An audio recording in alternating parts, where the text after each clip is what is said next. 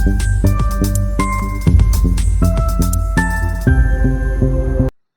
Viewers, நான் உங்கள் amyl. என்னோட வாய்ஸ் ஆஃப் அமில் யூடியூப் சேனலுக்கு உங்கள் எல்லாரையும் அன்புடன் வரவேற்கிறேன்.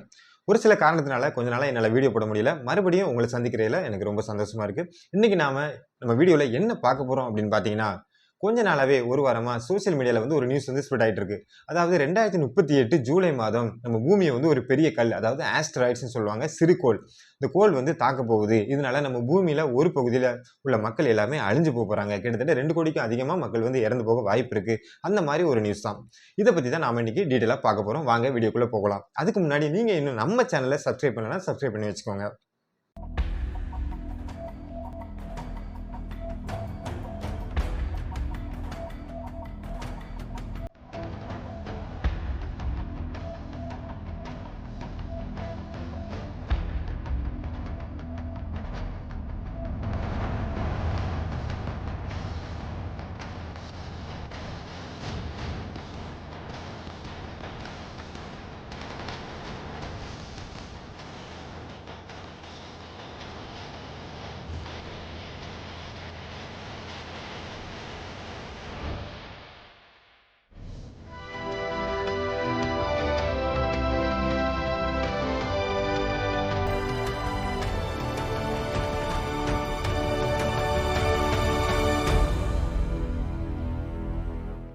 ஃபர்ஸ்ட் நம்ம ஆஸ்டராய்டு, அதாவது சிறு கோள்கள்லாம் என்னன்னு தெரிஞ்சப்போம்.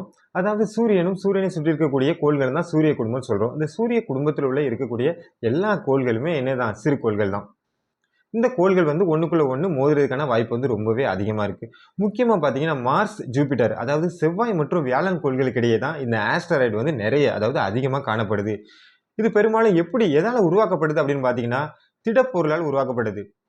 ஆக்சுவலாக பார்த்தீங்கன்னா பனிக்கட்டியால் உருவாகின ஏகப்பட்ட சிறுகோள்கள் வந்து காணப்படுது. அது போக பார்த்தீங்கன்னா தூசு பொருட்கள் மற்றும் பார்த்தீங்கன்னா பாறைகள், சரியா, கல், அந்த பாறைகளால் ஆனப்பட்ட நிறைய கோள்கள் வந்து காணப்படுது. அதாவது பெரிய கல், பாறை கல்லுன்னு சொல்லுவாங்க.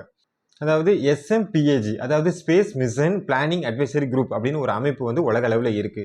இந்த அமைப்பு என்ன சொல்லியிருக்காங்க அப்படின்னு பார்த்தீங்கன்னா, 2038 ஜூலை மாதம் ஒரு பெரிய கல் வந்து பூமி மேலே வந்து விழப்போகுது. ஆக்சுவலாக இதுக்கு நம்ம எந்த அளவுக்கு தயாராக இருக்கிறோம் அப்படிங்கிற மாதிரி ஒரு கொஸ்டின் மார்க் வந்து அவங்க வச்சுருக்காங்க. அதாவது அவ்வளோ பெரிய கல் விழுந்தால் நம்மளால் என்ன பண்ண முடியும் அப்படின்னு.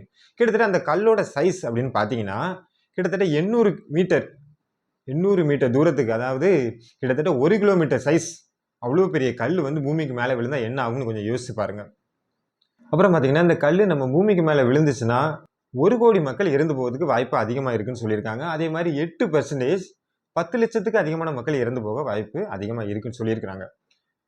ஆக்சுவலாக இந்த கல் எந்த நாடுகளுக்கு மேலே விழ அதிகமாக வாய்ப்பு இருக்குது அப்படின்னு பார்த்தீங்கன்னா, லிபியா, மெக்சிகோ, US, அப்புறம் சவுதி அரேபியா, எகிப்து, இந்த நாடுகளுக்கு மேலே விழுறதுக்கான வாய்ப்பு ரொம்ப அதிகம்னு சொல்லியிருக்காங்க. நம்ம இந்திய நாட்டுக்கு மேலே விழுறதுக்கான வாய்ப்பு வந்து ரொம்ப கம்மி தான். அதை நினச்சி நீங்கள் சந்தோஷப்படாதீங்க. ஏன்னா இந்த நாடுகளுக்கு மேலே விழும்போது அங்கே உண்டான பாதிப்பு, அதனால உண்டாகக்கூடிய தாக்கம் வந்து நமக்கு கண்டிப்பாக இருக்கும். எப்படி இந்தோனேசியாவில் சுனாமி உருவாகும் போது, அதாவது நிலநடுக்கம் உருவாகும் போது அதோட பாதிப்பு நமக்கு இருந்துச்சோ, அதே மாதிரி இந்த நாடுகள் மீது அந்த கல் விழும்போது கண்டிப்பாக அந்த பாதிப்பு நமக்கு இருக்கும். ஸோ இந்த space mission planning advisory group என்ன சொல்றாங்க அப்படின்னு பார்த்தீங்கன்னா, இதுக்காக நாம ஆயத்தமாக இருக்கணும். அதாவது இந்த கல் வந்து 2038 தான் விழப்போகுது.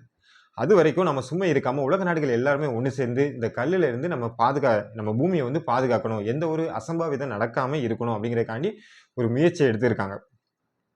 அதாவது பார்த்தீங்கன்னா ஸ்பேஸ் ரிசர்ச் மிஷன் வந்து இதுக்கு முன்னாடி ஒரு பிளானிங் வச்சுருக்காங்க. அதாவது டார்க் சிஸ்டம் அப்படின்னு சொல்லுவாங்க. அதாவது ஏதாவது ஒரு சிறிய சைஸில் இருக்கக்கூடிய கல் வந்து நம்ம பூமி மீது விழப்போகுதுன்னு வச்சுக்கோங்களேன். அதை ஏதாவது ராக்கெட் அந்த மாதிரி ஏவுகணை மூலமாக தாக்கி அதோட டைரக்ஷன் வந்து மாற்றி விட்ருவாங்க. இப்போ பூமியை நோக்கி வரக்கூடிய கல்லை வந்து ஒரு ஏவுகணை மூலம் தாக்கி அதோட டைரக்ஷன் வந்து மாற்றி விட்ருவாங்க. அதனால நம்ம பூமிக்கு மேலே வந்து அந்த கல் வந்து விழாது.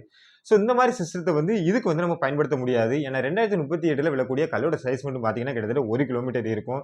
அதனால அதை தடுத்து நிறுத்துறதுக்கான சாத்தியக்கூறு வந்து ரொம்ப கம்மி தான். ஏன்னா இயற்கை சீற்றங்களுக்கு முன்னாடி நாம வந்து கையை கட்டி அமைதியாக தான் நிற்கணும். இருந்தாலும் சயின்ஸ், அதாவது அறிவியல், நம்ம ரொம்பவே முன்னேற்றம் அடைஞ்சிட்டே போகிறோம். அதனால அதில் இருந்து பாதுகாக்கிறதுக்கு உலக நாடுகள் எல்லாருமே ஒன்று சேர்ந்தாங்கன்னா கண்டிப்பாக ஏதாவது ஒரு வழியை வந்து கண்டுபிடிக்க முடியும். கடந்த சில வருடங்களுக்கு முன்னாடி நீங்கள் வந்து ஒரு நியூஸ் கேள்விப்பட்டிருப்பீங்க. 2029, அதாவது இன்னும் 5 வருஷத்தில் ஒரு பெரிய கல் வந்து பூமிக்கு அருகாமையில் செல்ல போகுது அப்படின்னு சொல்லியிருக்காங்க. அதாவது பூமியை இடிக்காது, ஆனால் பூமி பக்கத்தில் கிட்டத்தட்ட பார்த்தீங்கன்னா 31,000 கிலோமீட்டர் தூரத்தில் தான் அது ட்ராவல் பண்ண போகுது அப்படின்னு சொல்லியிருக்காங்க. பட் நீங்க யோசிக்கலாம், எப்பா நம்ம தான் தப்பிச்சோமே, கிட்டத்தட்ட 31,000 கிலோமீட்டர் தாண்டி தானே போகுது அப்படின்னு நீங்க யோசிக்கலாம். ஆனா அங்க தான் சிக்கல் இருக்கு. என்ன அப்படின்னு பார்த்தீங்கன்னா, கிட்டத்தட்ட 31,000 கிட்டத்தட்ட 50,000 கிலோமீட்டர் அந்த ரேஞ்சுக்கு மேல தான் நம்ம சேட்டலைட் எல்லாமே அனுப்புறோம். ராக்கெட் எல்லாமே லான்ச் பண்றோம். அப்படிங்கும்போது ராக்கெட் லான்ச் பண்றோம். அந்த டிஸ்டன்ஸ்க்கும் பூமிக்கும் கேப்ல தான் போகுது. இதனால ஏதாவது ஒரு அசம்பாவிதம் நடக்கிறதுக்கான வாய்ப்பு வந்து ரொம்பவே அதிகமா இருக்கு. இதனால நம்ம கொஞ்சம் உஷாரா தான் இருக்கணும். இன்னொரு முக்கியமான விஷயம் என்ன அப்படின்னு பார்த்தீங்கன்னா, இந்த கல்லு வந்து அதாவது 2029ல பூமிய தாண்டி போகக்கூடிய கல்லு வந்து அப்படியே டிராவல் பண்ணிட்டு கொஞ்சம் பல வருடங்கள் கழித்து அதாவது 2068ல மீண்டும் பூமிய ஒரு ரவுண்ட் அடிச்சுட்டு பூமிய தாக்குறதுக்கு வாய்ப்பு ரொம்ப அதிகம் இருக்குன்னு சொல்லியிருக்காங்க. கிட்டத்தட்ட பார்த்தீங்கன்னா, 1 கோடியிலிருந்து 2 கோடி பேர் இறந்து போவதற்கான வாய்ப்பு 0.00067% இருக்கு அப்படின்னு ஒரு கருத்த வந்து சொல்லியிருக்காங்க. 2038 ஜூலை மாதம் இந்த ஆஸ்ட்ராய்டு வந்து நம்ம பூமியை தாக்குறதுக்கான வாய்ப்பு வந்து 72% இருக்கு அப்படிங்கிற மாதிரி கன்ஃபார்ம் பண்ணி சொல்லியிருக்காங்க. அதாவது 2% 5%னா பரவாயில்ல, 72% அதனால அந்த கல் வந்து நம்ம பூமி மீது விழுறதுக்கான வாய்ப்பு ரொம்பவே அதிகம் தான், கண்டிப்பாக விழும். அதனால இந்த space mission planning advisory group இவங்க வந்து உலக நாடுகள் எல்லாத்தையும் ஒன்று சேர்த்து இந்த கல்லுனால நம்ம பூமி வந்து பாதுகாப்பாக இருக்கணும், பூமிக்கு வந்து எந்த சேதமும் விளைவிக்காத மாதிரி ஏதாவது ஒரு சிஸ்டத்தை கண்டுபிடிப்பாங்கன்னு நான் நம்புகிறேன். அப்படி கண்டுபிடிச்சா தான் நம்ம உலக மக்களை வந்து காப்பாற்ற முடியும். ஸோ கண்டிப்பாக நம்ம வெயிட் பண்ணி எதிர்பார்க்கலாம். கண்டிப்பாக இன்னும் பல வருடங்கள் இருக்குது, 2038 தான். அதனால் கண்டிப்பாக ஒரு சிஸ்டத்தை வந்து கண்டுபிடிப்பாங்க. ஓகே வியூவர்ஸ், நெக்ஸ்ட் இதே மாதிரி ஒரு சூப்பரான டாப்பிக்கோட நான் உங்களை சந்திக்கிறேன். நன்றி.